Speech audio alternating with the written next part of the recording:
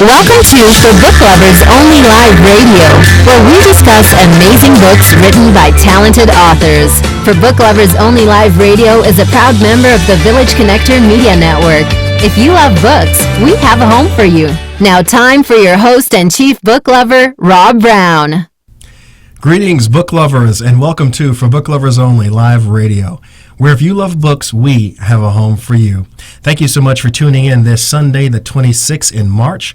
We are so happy that you have decided to join us this afternoon. My name is Rob Brown, your internet radio host and chief book lover, and I want to start out today's broadcast with a few announcements to keep all of our book lovers and our fans out there abreast of what's going on with regards to book fairs, book festivals, and things that are going on around the country, because that's one of the benefits of watching our show and being a member of our Book Lovers Club is that we keep you abreast of those types of events so that you can visit and participate. First, the Writers Center in Washington, D.C. is going to be hosting a literary trivia night in the Petworth neighborhood in D.C. That's going to be on Monday, March the 27th from 6:30 p.m. to 7:30 p.m., and that's going to be held in the Petworth Citizen and Reading Room. Now, teams consisting of 1 to 4 participants will be able to show off their knowledge of books in 4 question rounds. So it sounds like it might be kind of like a Jeopardy type event, and that's at the Writers Center in Washington, D.C. in the Petworth neighborhood. That's March the 27th from 6:30 p.m. to 7:30 p.m. So if you're in that neighborhood, feel free to stop by. It sounds like it will be a lot of fun. The Annapolis Book Festival will be held on April the 8th from 10 a.m. until 4 p.m., and that's going to take place at the Key School. Many authors will be present. They're going to have a lot of activities on hand. They're also going to be holding a workshop titled The Art and Craft of Short Fiction. So if you're interested in fiction books, if you're interested actually in yourself writing fiction, maybe some fiction short stories or actually an entire fiction book, you might want to attend. That is the Annapolis Book Festival, once again on April the 8th from 10 a.m. to 4 p.m. at the Key School. So if you're in Annapolis on April 8th, feel free to stop by. It sounds like it would be a worthwhile endeavor. And finally, the Oxford Conference for the Book will be taking place in Oxford, Mississippi. It is hosted by the Center for the Study of Southern Culture at the University of Mississippi. From Wednesday, March the 29th to Friday, March the 31st, there are going to be 3 days of reading, lectures, workshops, and panels celebrating the written word. That sounds like that's going to be an absolutely marvelous event for book lovers and authors and everybody who likes books.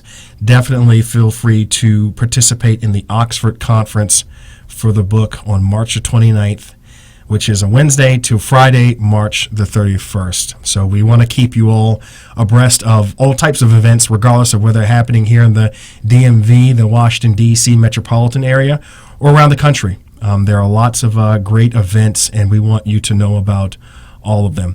Now, today we are continuing to highlight books about sports health and fitness, and I wanted to take a quick moment to thank last week's in-studio guests, personal trainer, bodybuilder, and fitness competitor Rochelle Cannon, and author, bodybuilder, and fitness competitor Kim Griffin for stopping by to visit. They were great guests, and they are in the final stages of preparing and training for upcoming fitness competitions, so they looked absolutely fabulous.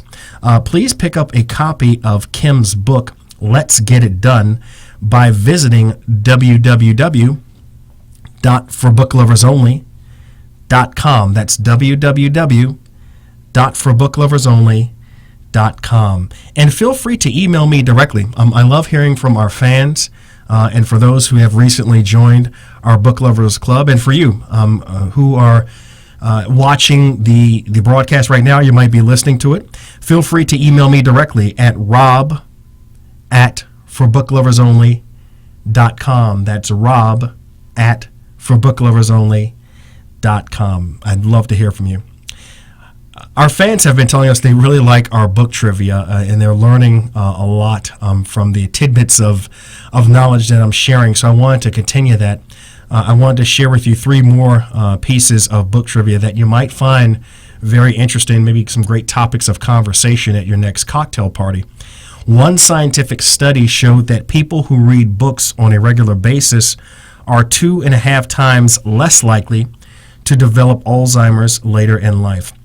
And you know, pretty much everyone knows about Alzheimer's. It's the terrible progressive disease which tends to destroy a person's memory and severely impairs other mental and cognitive functions.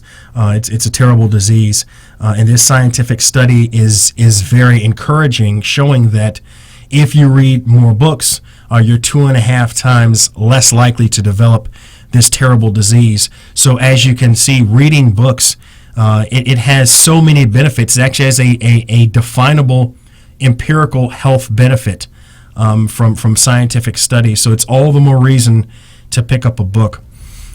Our second piece of trivia, only 1 in 4 Americans, unfortunately, say they have read 0 books in the past year. That is 25% of all Americans have not read any books in the past year.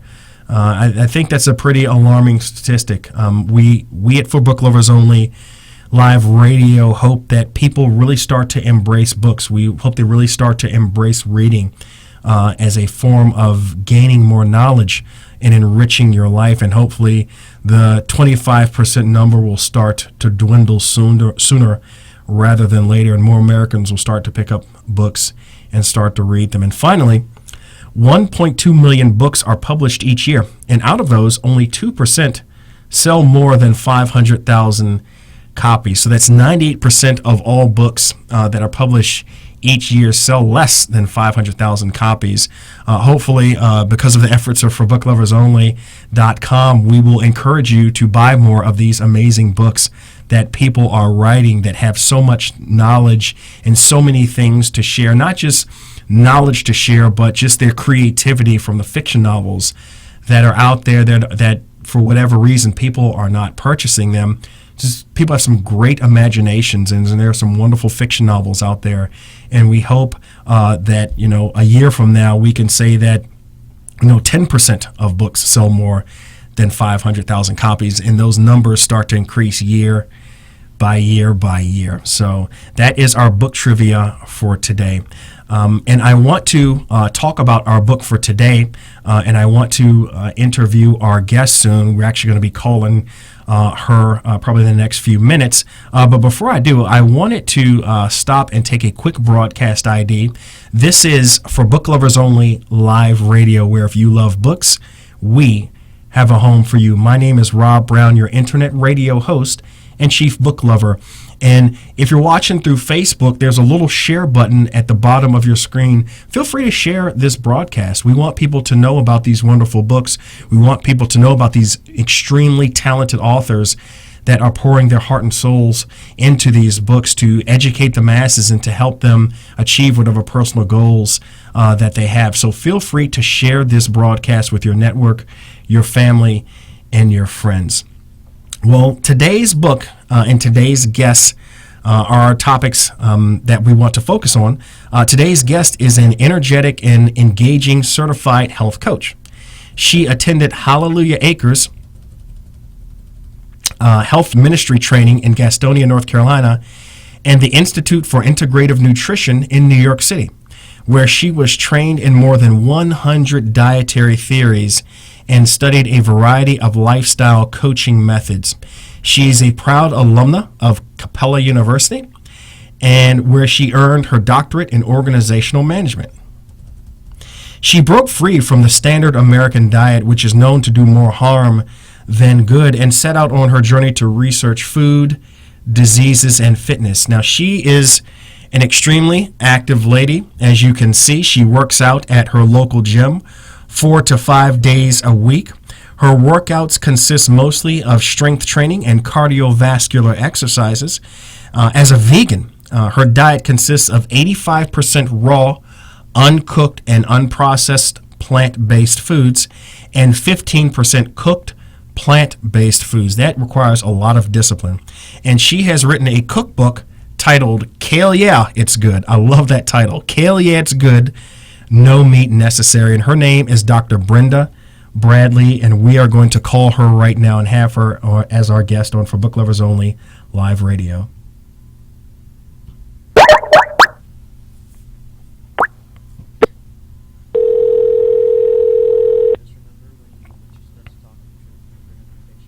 Dr. Bradley. Dr. Bradley, hi. This is Rob Brown at For Book Lovers Only Live Radio. How are you? I am doing great. How are you, Rob? I'm doing great. Welcome to our show. We are so happy to have you as our guest. Thank you. Thank you for having me. This is absolutely wonderful. Thank you. Well, as you know, this is Sports, Fitness, and Health and Nutrition Month. We wanted to bring you on our show. We wanted to talk to you about your book, Hell Yeah. By the way, I love that title. That title is so catchy and so awesome. I want to get your take on how you actually came up with that title. But please take a few moments to introduce yourself to our listeners and to our viewers in your own words. Great. Well, I am Dr. Brenda T. Bradley. I am a certified integrative nutrition health coach. I am the mother of two children.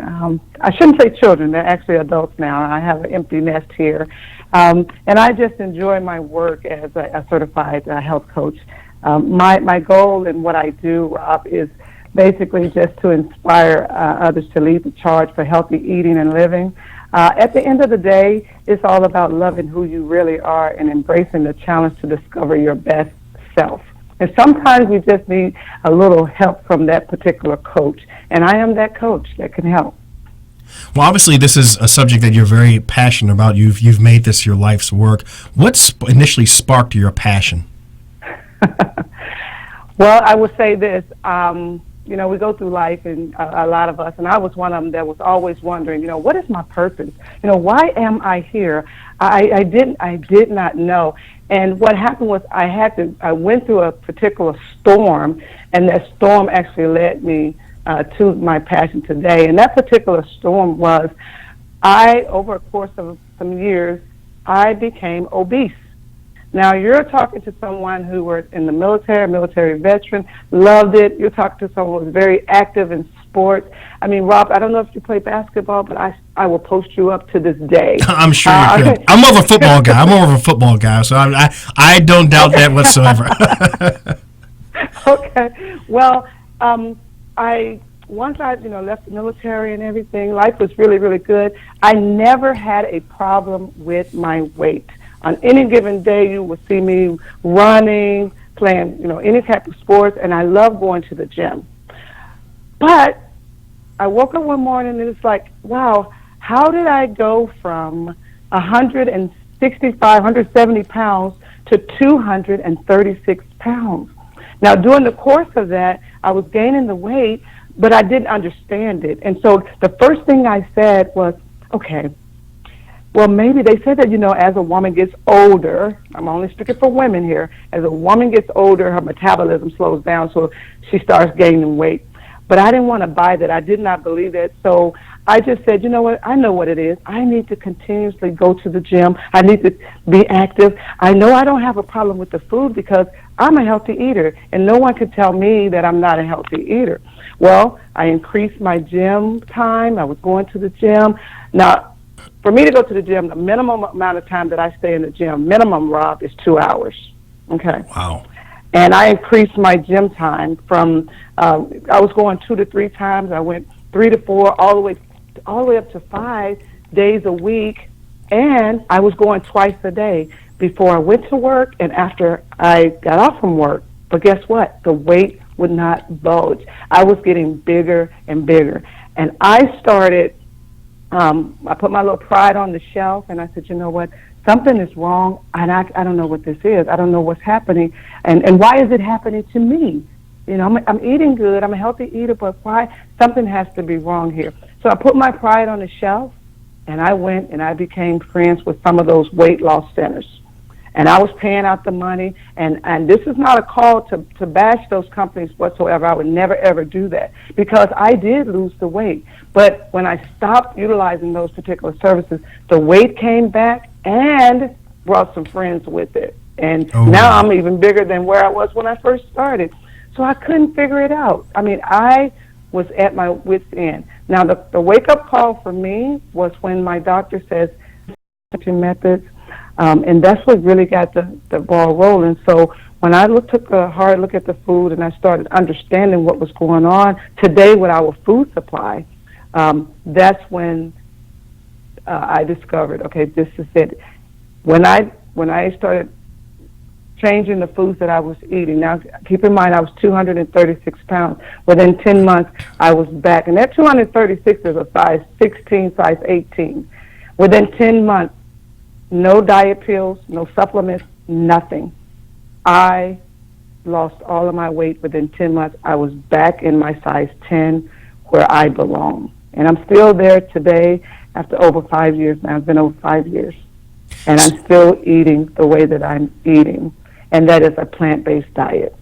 So basically, you were still doing the exercises, you weren't seeing the results, and you changed your diet to a plant-based diet, and then that's when the weight started to come off. That's when the changes truly took place. Yes, exactly. For me, yes. Okay. So Oh, no, I was going to say that's very interesting because I've heard that, a lot that the older that you get, the more, fitness and health, the more it's about diet than it is exercise. And, like I said, the older that you get, you can't really get away with the things that you could get away with in your early 20s. Like, you really have to watch your diet much closer, the older that you get. Yes, you really do. You really do. Because like you said, I mean, I didn't have that problem. I was eating pizza and chicken wings. I was doing all that. And life was good for me, and I was still small and all of that. And that's why when I told you I started gaining this weight, I'm like, what could this be? And I said, oh, my metabolism is slowing down. Right. No, I just couldn't eat the foods that I was eating. And then again, today, if you take a look at what's going on in the industry, we want our food quick. We want it now. We don't want to wait. So it's a huge market out there, and we're dealing with a lot in our food supply. So our food supply is not as healthy as it used to be back in the day, I should say.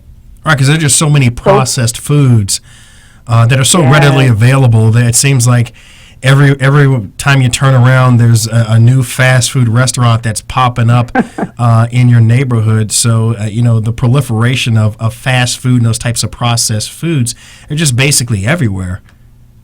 They are everywhere, and then there's some hidden culprits, the sugars and the white flour and white rice. There's things that they're putting in there. It's everywhere. It's everywhere. Even though my lifestyle is plant-based or vegan, I still have to pay attention to everything that I'm consuming, or even that I'm buying out there. So I have to pay particular attention to that, because I never ever want to go back through that particular storm, because I could not relate. I could not handle it. And I can see why. I know what it feels like to carry that. I know what it does to your mental psyche. It wears on you. And I can understand why people get depressed. And they're just so unhappy and they're angry. And it's a lot. And it's what I encourage people is to just take a look at what you're eating. Just take a look at it, and we can tailor that in such a way to get you back into the person that you were meant to be in the first place. Absolutely. Well, let's segue into your book, Kale Yeah, and I'm going to hold it up for our viewers to see the cover of your book. And obviously, I told you earlier, I love the title of the book, Kale Yeah. It's good, no meat necessary. Now, this is a cookbook.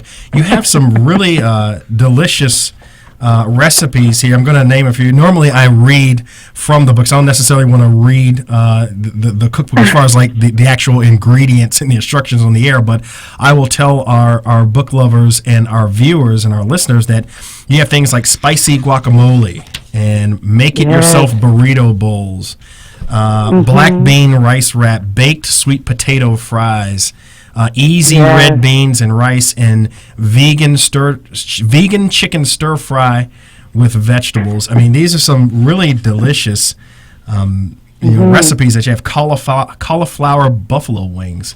So, are these? How did you come up with these recipes? Okay, well, let me tell you about Kale Yeah first. Okay, how I came up with the name, if I could. So, to keep from using the word hell, right, and the fact that I really I love kale. I mean, any given day you will see me eating. Kale is probably in my salad. I probably have a pot of cooked kale. And and sometimes when I would eat, I would say, if it was really, really good, I was like, oh, this is so good, Kel. Yeah, this is good. So that's what happened. And then one day my best friend, she was visiting, and I told her that I need to come up with a name. I'm going to put some of my best recipes together, and I want to put it together in the form of a cookbook, but I need to come up with a name. And at that particular time, now my best friend is not a vegan, but here's the thing.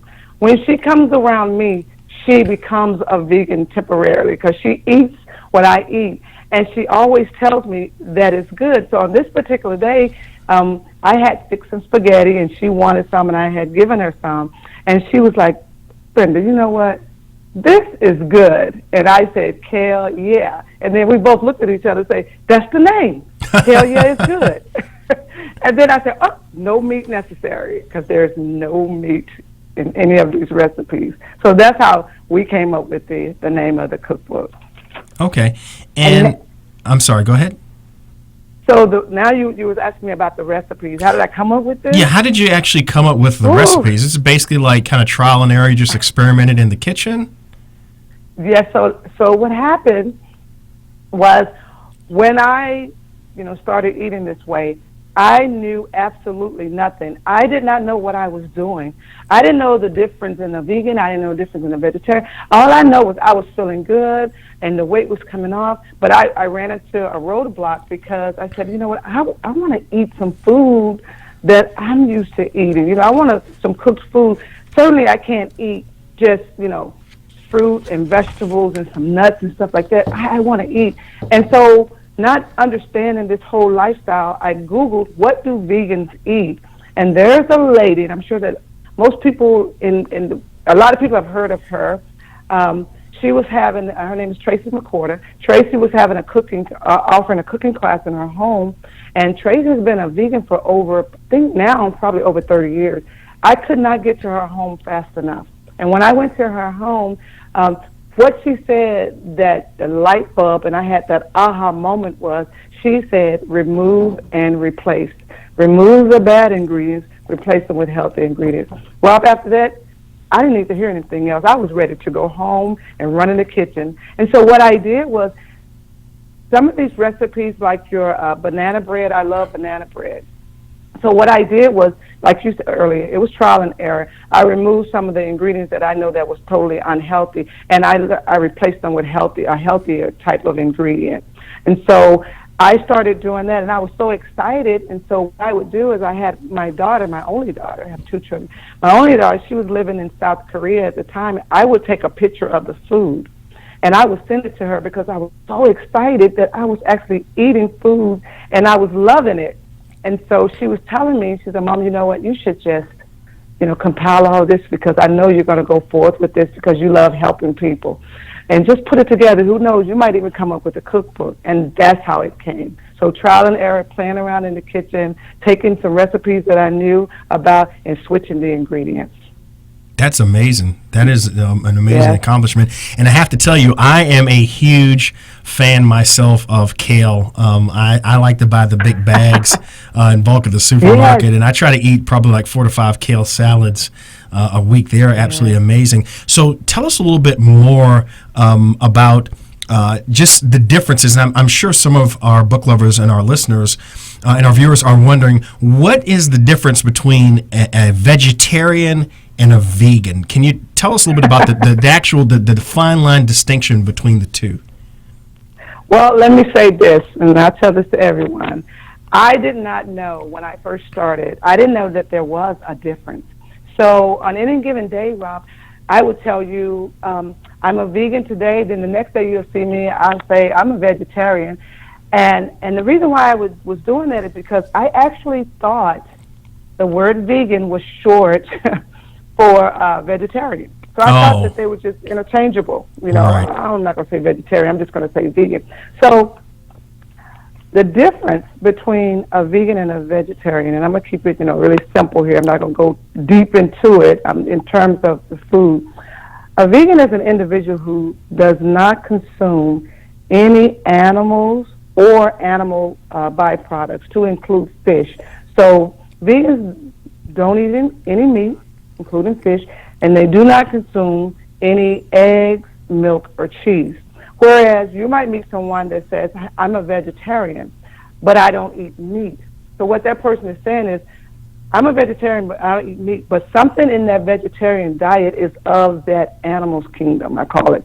So that vegetarian might not eat meat, but they might eat eggs, or they might eat, use milk, or they might, eat cheese. So that's the difference. One has totally cut anything of the animal totally out of their diet, whereas the other vegetarian has not. The vegetarian is still utilizing or consuming something of the animal, whether it's, eggs, milk, or cheese. I see. So yeah. Do you recommend, as a certified health coach, do you recommend that if a person really wants to clean up their diet and they want to eat better, do you recommend that they go from the standard American diet to becoming a vegetarian and then a vegan, or can they jump directly to vegan? Will that be too much of a shock to their system? How should they make the transition?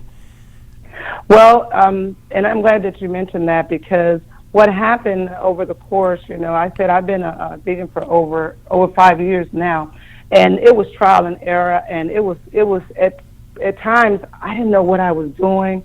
I was lost, but I was feeling so good because of the weight loss, and my attitude was better. I was happy. So what I did was I put together every month. I actually host a program that I put together called the 21-Day Vegan Challenge, because it is a challenge. And what it is, Robbie, this is a program that has been designed for anyone desiring to make a lifestyle change or to explore and experience the healthy benefits of a vegan diet. So one of the easiest, and this is the scientific through my scientific research, one of the easiest ways to eliminate or trim excess weight, prevent diabetes, lower blood pressure, reduce cancer risk, etc., it goes on and on, is by adopting a plant-based diet. And that plant-based diet, which is, I'm interchanging plant-based and vegan here, same, includes all grains, beans, legumes, vegetables, and nuts. So in this challenge, individuals, participants are asked to refrain from all meat, including fish, and all animal products such as eggs, milk, and cheese. But here's the beauty of the program. If I tell you to remove something or ask you to remove it, I'm actually going to replace it with something else, because you don't want to just remove something and not replace it, because then you set yourself up for failure. For example, if I say, Rob, you know what, we're going to remove that white rice, but I'm going to give you can eat this brown rice or this quinoa, so I'm not just going to leave you hanging out there. So I recommend that people, would take the challenge, and because in the challenge, as a health coach, my job centers around educating the client about healthy eating and healthy and lifestyle choices. My goal is to help the client to develop and to set goals that are within their means. So I tell a lot of them, just give me 21 days, because I'm giving them the necessary tools that they're going to need once they leave the program. Now here's the other thing to that is, I know, and everybody else knows in the world, everybody is not going to be a vegan. Everybody's not going to be a vegetarian. But the beauty of the program is at least you're educated. You come out knowing more that you did before, that you can actually say, you know what, let me get rid of these certain flours or caffeine or sugars and stuff like that. Let me replace it with a more healthier. And I do get some of the participants say, you know what, I feel great. However, I'm going to incorporate fish back into my diet. I can't believe how great I feel. So yes, when you go through the program, some of the things that you can expect is the body will immediately start to detox. And I teach all of that, and I say these are the signs to look for. But after the first week or so, you're smooth sailing after that, and life is good for you. And then the healthy benefits, like I tell everybody, some of the healthy benefits of it, and the testimony, I have lots and lots of testimonies to prove this, is mental clarity, weight loss, better skin, more energy. Everybody gets excited about that. And the list goes on and on. And I can imagine that after the 21-day It was a 21-day vegan challenge. After that, it's not like people want to go back after the 21 days and start eating pizzas and burgers. They're like, wait a minute, like, let's go ahead and carry this far past 21 days. And this is a really encouraging book, because when you look at the recipes in this book, and you have a lot of pictures of the dishes here. I mean, they look absolutely delicious. I mean, they are mouthwatering. It's not like, I think a lot of people, they have the misconception that if they change their diet to a vegan diet, then they're basically going to become a cow and go in a field and graze and just eat grass all day. But you really show that, becoming a vegan can be a very, not only just rewarding lifestyle with regards to your health, but it can be exciting, because these recipes look absolutely just scrumptious. It's absolutely exciting, and what I do also is I have a private Facebook support group. So when an individual joins the challenge, and they're immediately, if they're on Facebook, I add them to the support group, and so they're in there with like-minded people that are doing the same thing. And when you have that type of support, it makes it a whole lot easier, because you might just be the only one in your household that going through this particular challenge, and then you have someone that you can talk to. And because this is my passion, I make sure that I am available to them at any given time, because I know what they're going to go through, I know what they're going to experience, and so it's just, this is my passion, and I am so thankful that I was chosen, and that I didn't say no, and that I was obedient, and I answered that call. And you are a tremendous resource to the people that you are of service to. Now, as we wrap up this interview, I want to ask you just one more quick question. For those who are vegans right now, or for those who are considering becoming vegans, what type of reception can they expect when they go into their local restaurant that they've been going to for months and years, and they tell the waiter or the waitress, like, listen, I've